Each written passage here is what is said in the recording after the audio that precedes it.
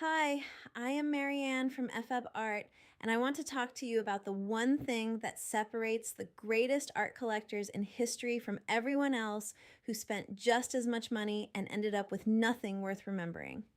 It was not taste, it was not wealth, it was not access to the right galleries or the right auction houses or the right dinner parties in Basel. It was timing. Specifically, it was the courage to trust your own eyes before the consensus caught up with you. Let me show you exactly what I mean. Peggy Guggenheim met Jackson Pollock in the early 1940s. He was difficult, he was broke, he was making work that looked like chaos to almost every serious eye in New York at the time. She gave him a monthly stipend, she gave him a solo show, she bought the work. She did not wait for the Museum of Modern Art to validate him. She did not wait for a critic to hand her permission. She looked at the work, she felt something real, and she committed before there was any consensus to confirm she was right. Within a decade, Pollock was considered one of the defining figures of the 20th century. Peggy Guggenheim did not benefit from that consensus. She created it. Now consider Charles Saatchi. In the late 1980s and early 1990s, he was walking directly into the studios of young British artists who had no market behind them, no institutional support, no auction records. He bought Damien Hirst's work. He bought Tracey Emin. He bought the whole generation that would become the young British artists straight from the source, years before sensation hit the Royal Academy in 1997, and the rest of the world suddenly agreed these artists mattered. By the time the crowd arrived, Saatchi already had the collection. He was not reacting to the market. He had already moved through it and out the other side. And then there is Francois Pinault, who made a decision that looked strange at the time and now looks like pure genius.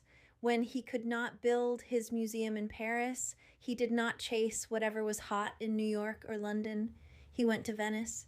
He took the Palazzo Grassi, then the Punta della Dogana, and he built something with a genuine spine, a point of view, a collection that reflects a sustained commitment to artists he believed in rather than a portfolio assembled by following other people's confidence. Today, the Pinault collection in Venice is one of the most respected private collections anywhere in the world.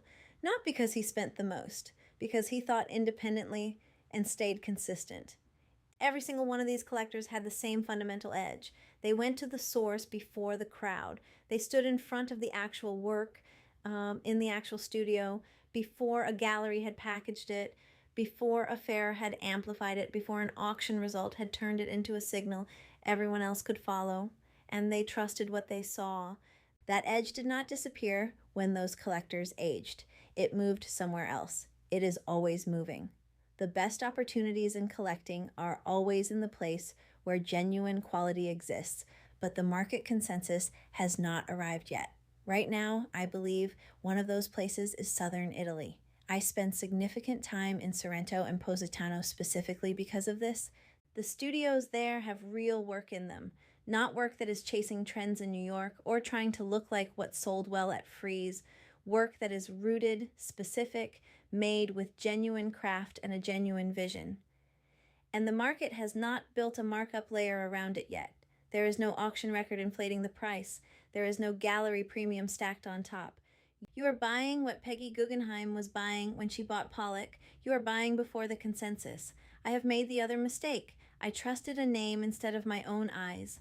I let institutional reputation do my thinking for me, and I overpaid badly for something I was not actually certain about when I stood in front of it. That experience taught me more than any art market education I could have purchased. It is the entire reason I go to the source myself now. I stand in the studio. I look at the work without the gallery framing around it. I ask myself what I actually see, not what I am supposed to see. Which brings me to the question I want to leave you with, because I am genuinely curious about this. When you think about collecting something, whether it is art or anything else of real value, what do you trust first? Do you trust your own judgment, your own immediate response when you encounter the thing itself? Or do you look for outside validation before you commit? Do you need someone else's confidence before you can access your own? I think most people know the answer they want to give. The harder question is whether that is actually how they behave when the moment arrives and there is no consensus to stand behind.